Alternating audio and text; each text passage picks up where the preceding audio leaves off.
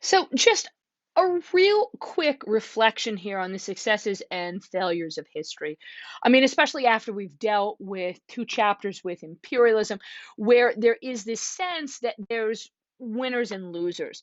We need to be very careful when applying the ideas of success and failure to historical complexities. And the big thing here with this, and you want to put down here next to A, is that and failures, successes and failures are interpretive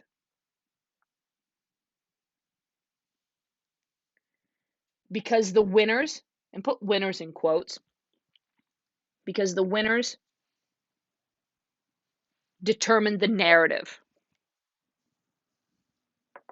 because the quote unquote winners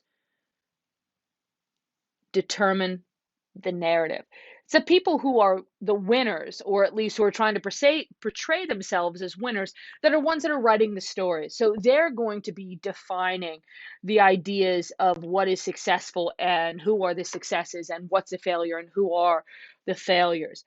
And it's important to note here that historical actors are never completely free in making decisions and lack the benefit of hindsight. I mean, okay, granted, we are going to make fun of people for making what we feel to be stupid decisions, but at that time, they were not stupid decisions. And they're also hemmed in into making those decisions, oftentimes by factors that we cannot see or we cannot understand.